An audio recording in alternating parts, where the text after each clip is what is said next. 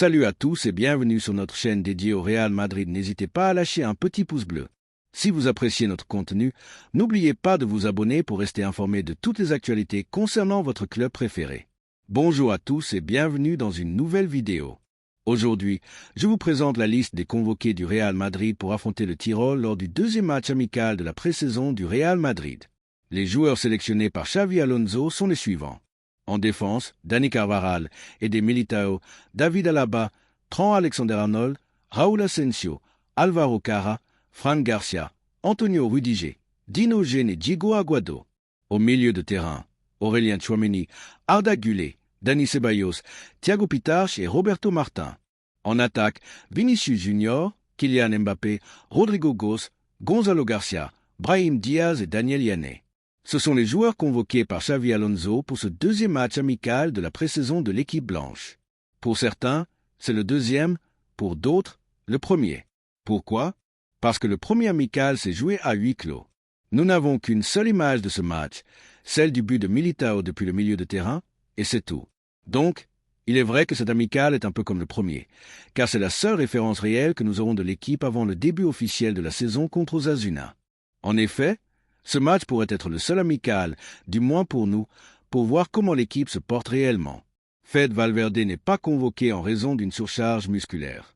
Pas d'inquiétude, ce n'est pas grave. Vous savez peut-être déjà que Camavinga s'est blessé. Il manquera cet amical et, a priori, la première journée de Liga contre Osasuna.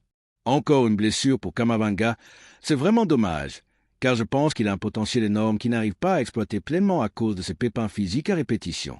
Chaque fois qu'il commence à s'imposer, il se blesse. C'est vraiment dommage, car, comme vous pouvez le voir, notre milieu de terrain est assez réduit. Nous n'avons que 3 milieux de l'équipe première, plus Thiago Pitarch, qui jouera probablement, et Roberto Martin. Comme je l'ai dit, ce match est la seule référence que nous aurons avant la rencontre contre Osasuna. On verra ce que Xavi Alonso proposera. C'est un bon match pour tester des choses. Le Tyrol est leader de son championnat après 2 journées. Ce n'est pas beaucoup, mais ils sont en tête. C'est un match a priori abordable, un amical pour, comme je le dis, essayer des choses, surtout avec les absences de Valverde et Camavinga, car le milieu de terrain est très réduit. Thiago Pitarch jouera presque certainement, et Roberto Martin pourrait avoir du temps de jeu. Mais attention, je pense sincèrement que la surprise, si on peut appeler ça comme ça, pour ce match, pourrait être David Alaba au poste de milieu de terrain. On a appris qu'il a déjà joué à cette position, et ça a du sens. En tant que défenseur central, il est clairement la dernière option avec Raúl Asensio, car Militao, Rudiger et Eugène passent devant lui, et peut-être même Asensio en termes de régularité physique. Mais si Alaba reste, et il va rester, malgré les rumeurs d'un intérêt de l'Arabie, il faut l'exploiter là où il est le plus utile, et c'est au milieu. Je suis tout à fait d'accord avec Xavi Alonso s'il décide de le placer là. Pourquoi? Parce qu'Alaba a une excellente sortie de balle, une technique impressionnante, une jambe gauche spectaculaire, qui est vraiment son point fort. Alaba n'a jamais été un défenseur central dominant dans les duels ou au marquage. Son point fort, c'est cette intelligence sur le terrain, sa capacité à faire des passes précises. Bien sûr, physiquement, il a eu des pépins, avec une longue blessure, puis des blessures plus courtes qui l'ont éloigné du 11 titulaire. Il a fini par perdre sa place, mais je pense qu'il a la qualité pour jouer au milieu. D'ailleurs, au Bayern Munich, sous Guardiola, il a joué en tant que milieu de terrain, passant de latéral gauche à ce poste. Cela pourrait être utile, et je pense qu'il jouera à ce poste dans ce match, principalement par défaut, car notre milieu est très réduit. Je vais maintenant commenter le 11 probable pour ce match. Honnêtement, je n'ai pas un 11 très clair en tête, surtout avec les récentes absences. Avec Valverde et Camavinga absents, les options sont limitées. Donc, je vais me lancer et proposer un 11, même si c'est un amical et tout peut arriver. En gardien, Courtois, évidemment. Peut-être que Lunin jouera en seconde période pour voir ce qu'il donne, mais Courtois sera titulaire. En défense, une ligne de 4 avec Militao et Eugène en centraux, Alexander-Arnold et Carra sur les côtés. Pourquoi Militao et Eugène? Parce que si Militao est en forme, il devrait être titulaire aux côtés de Eugène. Honnêtement, je ne vois pas Rudiger à un niveau de forme si élevé qu'il soit indiscutable. Oui, il a fait une bonne saison dernière, mais pas exceptionnelle, et au mondial des clubs, il a laissé à désirer. Militao, en revanche, semble être en grande forme d'après les dernières informations. Donc je pense qu'il formera la charnière avec Ojin pour ce match en guise de préparation pour Osasuna. Latéraux. Alexander Arnold et Carvajal se partageront probablement le temps de jeu, comme contre Leganés. Je pense qu'Arnold a un léger avantage pour être titulaire au poste d'arrière droit, car il est en meilleure condition physique. Carvajal revient d'une blessure compliquée, donc il pourrait ne pas débuter, même s'il pourrait redevenir titulaire plus tard. À gauche, Cara devrait être titulaire, car c'est le choix logique pour les matchs importants cette saison, sauf si Fran Garcia le dépasse grâce à une performance exceptionnelle, comme au mondial des clubs. Au milieu, c'est là que j'ai des doutes. Disons un 4-4-2 en losange. Tchouaméni en pivot, Ceballos et Pitarch comme intérieur, et Gullit en meneur de jeu. En attaque, Vinicius et Mbappé.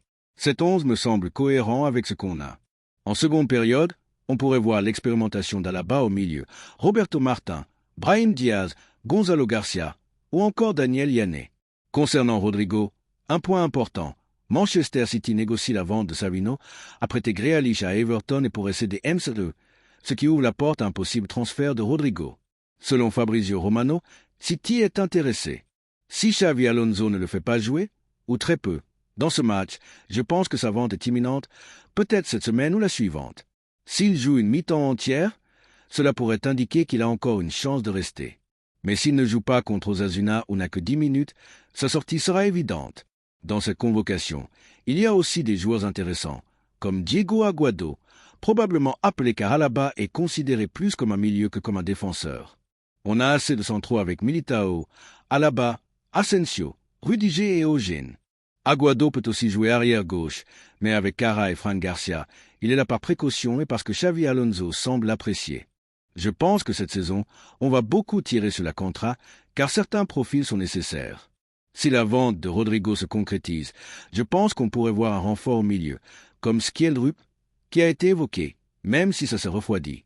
Zubimendi n'est plus disponible, mais il reste des options.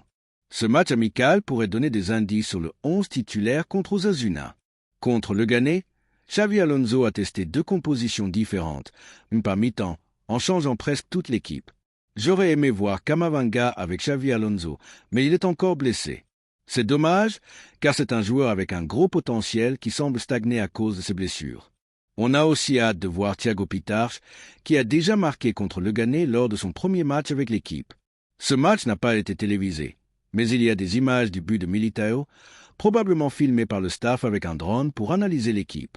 Ce match sera diffusé sur Real Madrid TV, accessible partout dans le monde. Voyons comment se passe cet amical, le seul télévisé avant le début de la Liga contre Osasuna. Voilà, je m'arrête là.